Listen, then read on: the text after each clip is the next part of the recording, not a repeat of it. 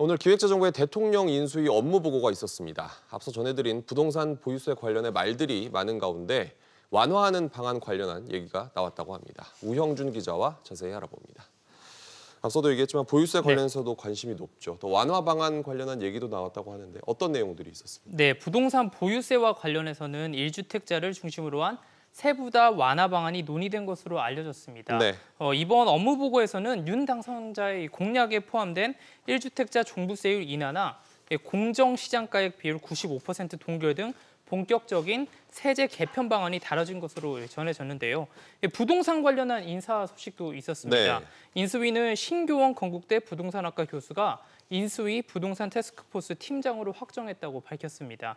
민간 주도 공급 정책과 부동산 세제 완화 등으로 부동산 정책 기조가 변화될지 주목됩니다.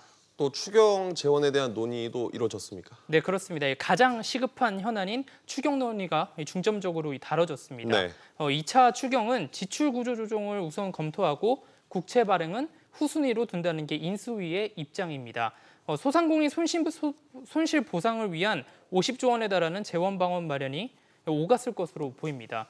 또 가상자산도 보고 내용에 담긴 것으로 알려졌는데요. 네. 윤 당선인이 가상자산 과세비과세 한도를 5천만 원으로 상향하겠다는 공약을 내세운 만큼 담당 부처인 기재부와 논의가 필요하기 때문입니다. 그렇군요. 또 어제는 한은 총재 선임 사전 협의 여부를 두고 한 차례 홍역을 치렀었는데 오늘도 여전했습니까? 네, 그렇습니다. 먼저 오전에 청와대에서 반응이 나왔는데 잠시 들어보시겠습니다. 네.